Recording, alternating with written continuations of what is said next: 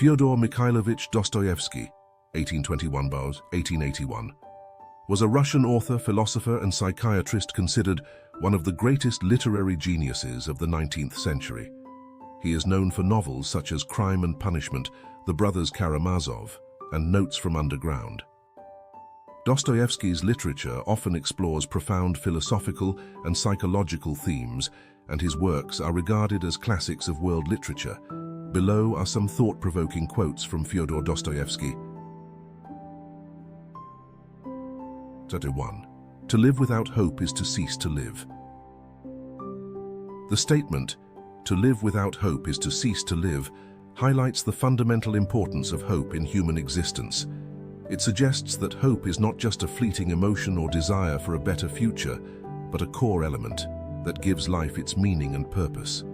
Without hope, life loses its vitality, leading to a state of despair where one may continue to exist physically, but ceases to truly live in an emotional and spiritual sense.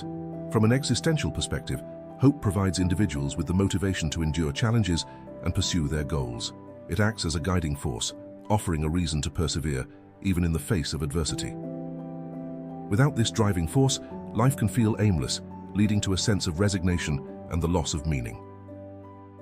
In this way, hope is intricately connected to the essence of life itself. Psychologically, hope is linked to well-being and mental health. It fosters resilience and optimism, helping individuals cope with difficult situations. When hope is absent, people may experience feelings of helplessness, depression, and anxiety, which can make life feel unbearable. In this sense, hope is not just a luxury, but a necessity for maintaining emotional and psychological balance. Philosophically, the concept of hope has been explored by thinkers like Friedrich Nietzsche and Albert Camus, who grappled with its role in human existence. While some philosophies may view hope as a form of self-deception, this statement aligns more with an optimistic view that hope is vital for living a meaningful life.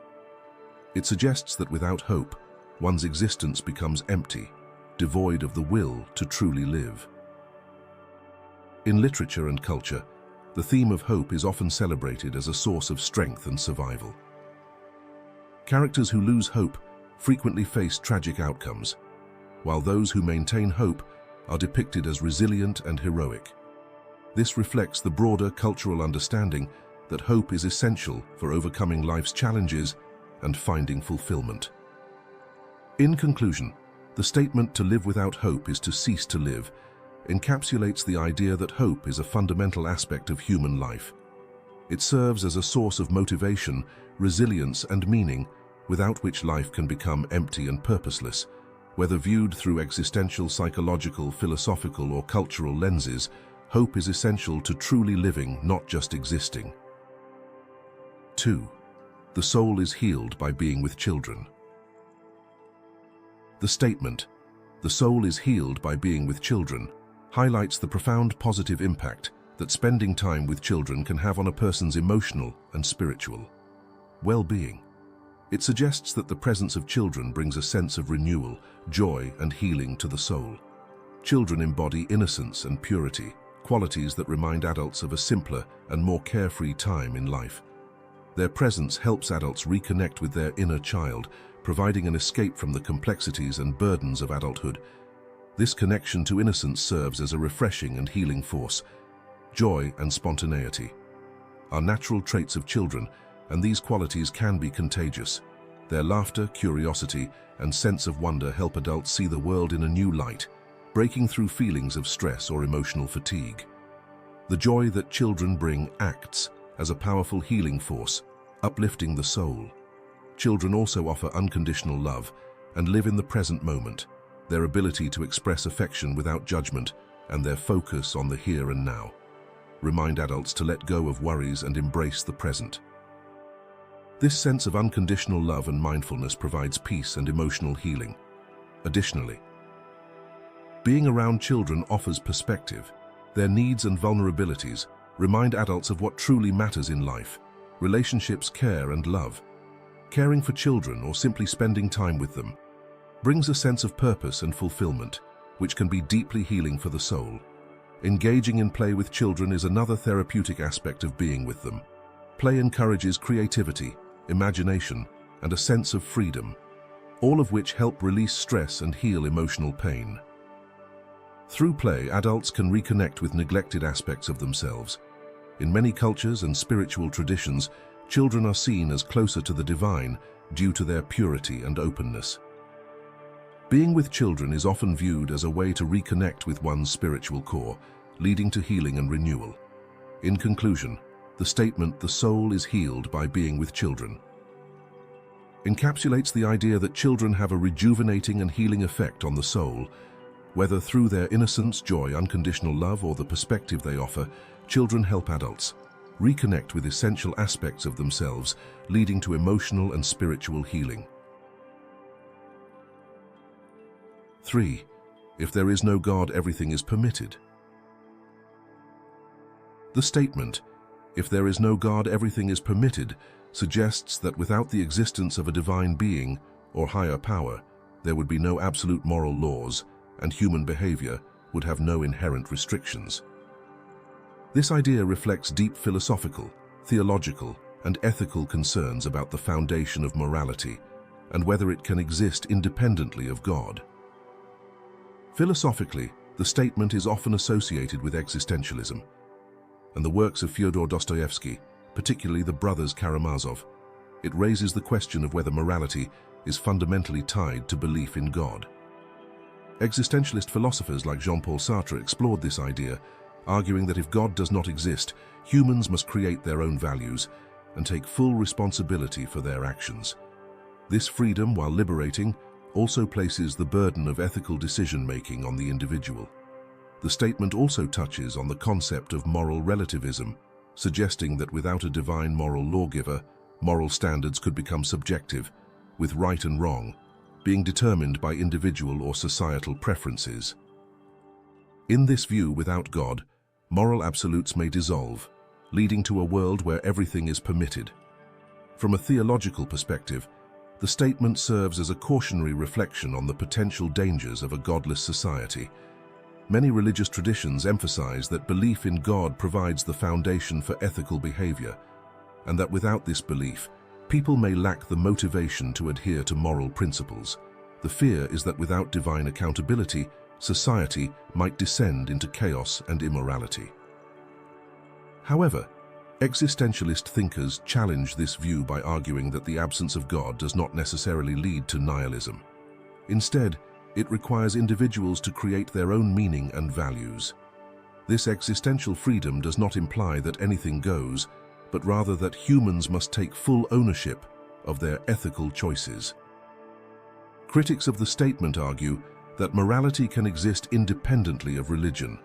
Secular humanism, for example, posits that ethical principles can be derived from reason, empathy, and a concern for the well-being of others.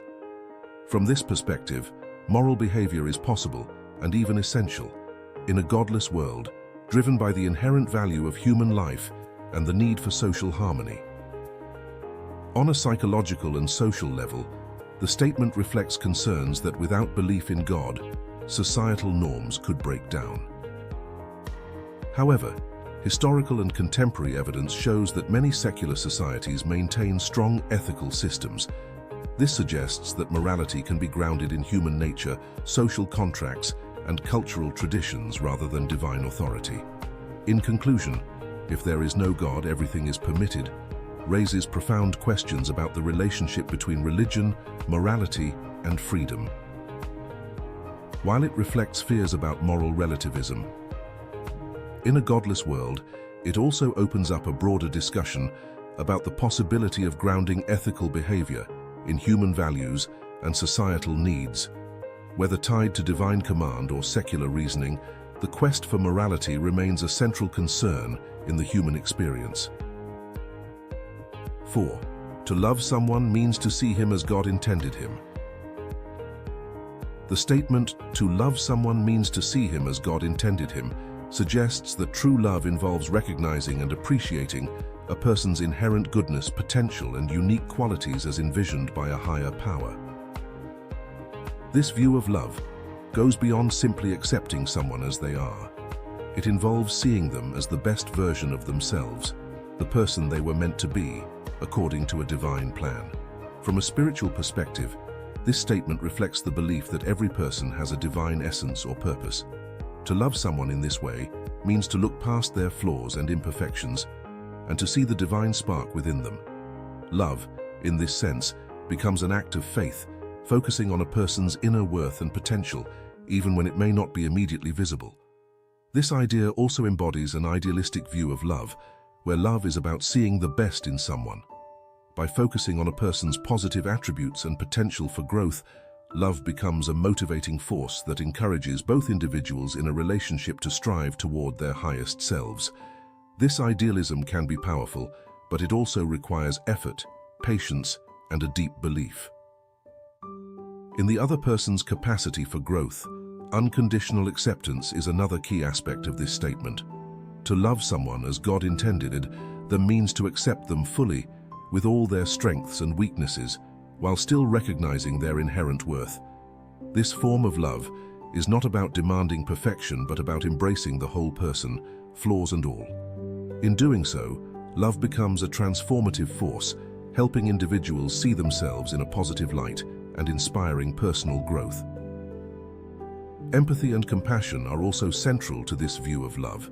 Loving someone in this way requires understanding their struggles, being patient with their journey, and connecting with the deeper aspects of their character. It involves seeing their potential for goodness, even in difficult times, and offering support and encouragement. While this ideal of love is beautiful, it also presents challenges. Loving someone as God intended them requires a deep commitment to seeing the best in them, even when they may not see it themselves. It can also lead to unrealistic expectations. If one overlooks important realities or red flags in a relationship. However, when balanced with realism, this approach to love fosters growth, both for the person being loved and the one who loves. In conclusion, the statement, "To love someone means to see him as God intended him," presents a vision of love that is deeply spiritual, empathetic, and idealistic. It emphasizes unconditional acceptance, personal growth, and the belief in a divine purpose for each individual. While this ideal can be challenging, it offers a powerful and transformative view of love that encourages both acceptance and aspiration.